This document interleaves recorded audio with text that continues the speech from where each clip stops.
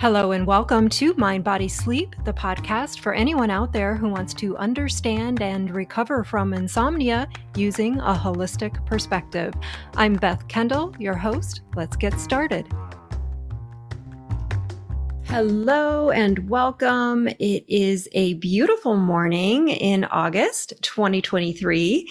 And I was just reading an email about an event that I'm going to tonight.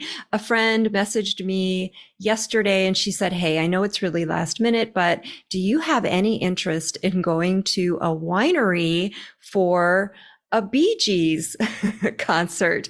And I messaged back immediately, "Yes, I am absolutely interested in going to a Bee Gees concert." So I was reading up on all the details of the event. And at the very bottom, it says, "Don't forget to wear your disco attire." And I'm laughing because I'm pretty sure I don't have any disco outfits in my closet, which is perfectly okay. It's sure to add to the experience.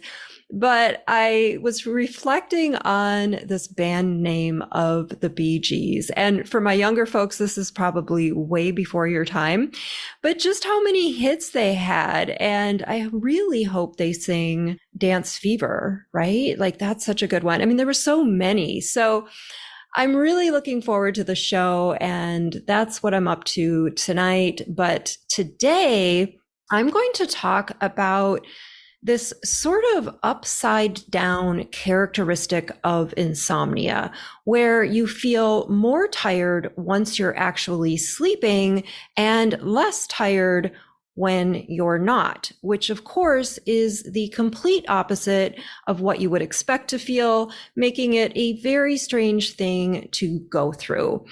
There are a couple of ways that I see this show up for insomnia. The first way is it's just a part of how insomnia presents for some people. I was one of those people, so I'm pretty familiar with what this looks like. For me, there would be these cycles of feeling either completely wired but tired, or wanting nothing but sleep. Like all I wanted to do was sleep. So there wasn't a lot of middle ground in terms of consistency. It was kind of this all or nothing presentation. When I was going through those wired cycles, I felt like the Energizer bunny. Like I had this image in my mind of that bunny in the commercial that keeps playing the drums after everyone else has conked out. My brain just wouldn't conk out. Like I couldn't take naps. I just felt like I had this IV drip of adrenaline coursing through my body. But I could still feel the tired somewhere underneath all of this activation. So it was really bizarre. And I remember thinking, how can I still be functioning and really fairly well, given I haven't slept in so long?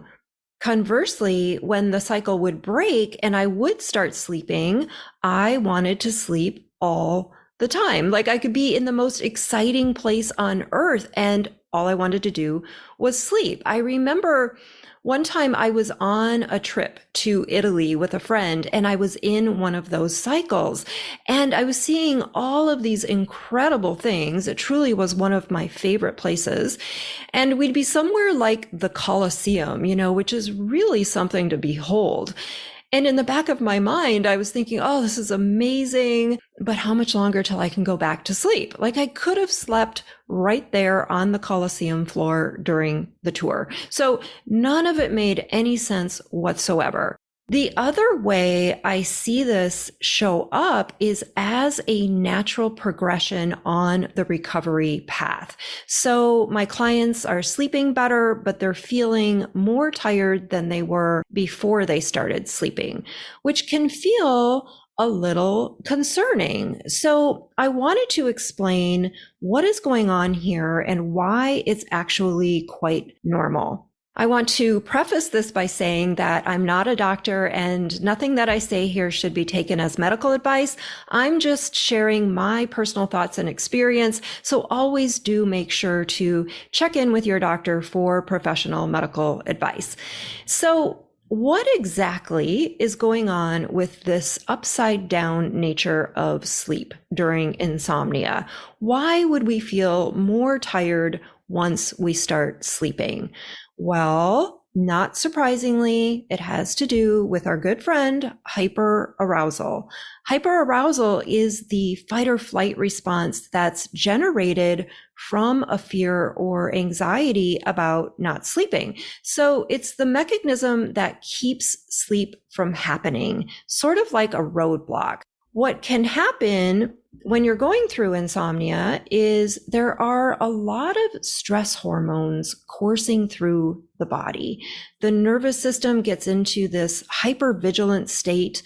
Maybe you notice that you startle easily, or you're clenching your jaw a lot, or maybe you find yourself physically bracing against a threat that isn't even there. I used to feel like my body was vibrating and I had this river of cortisol running through me.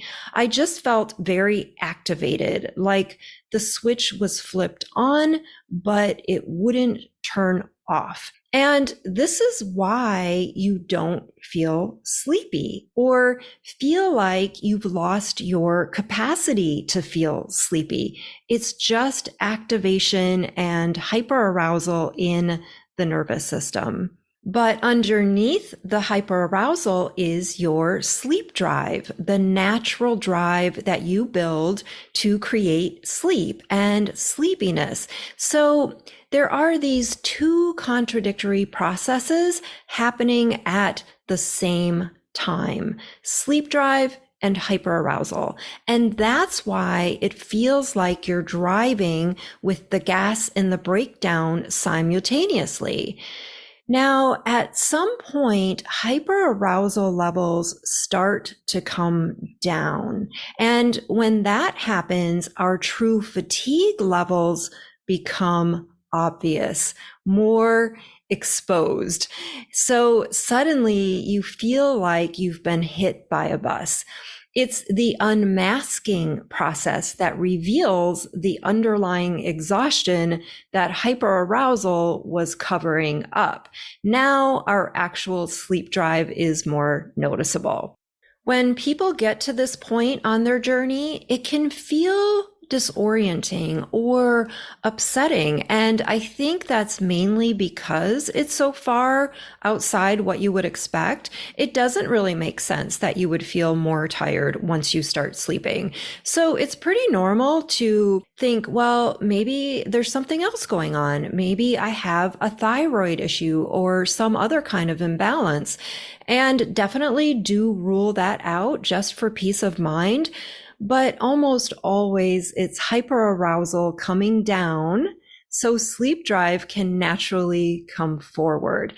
And I think the most helpful thing to know is that it is very normal. And I actually view it as a positive sign because the body is recalibrating, right? The brain is starting to sense less danger and come out of hyperarousal. There's a little more safety around the experience of sleep. So having an understanding of this phase of the process and attaching it to recovery will help you move forward. We definitely don't need to fight against this feeling. And when we don't, we normalize it and show the brain that, hey, this too is okay. Nothing has gone wrong. And a lot of times this can be an invitation or communication from the body to get a little more sleep. And that is perfectly okay. Give yourself all the self-care that you need while you're moving through this stage. My students will often say, okay, Beth, that makes total sense, but how long does it last? And the answer to that is I don't know, because everyone is different and not everyone goes through this part of it. But here's the thing, when you become okay with it taking however long it takes, it no longer takes that long. Always a paradox in the sleep world. I hope this episode was an informative one. This is Beth Kendall, and you've been listening to the Mind, Body, Sleep podcast. I'll see you next time.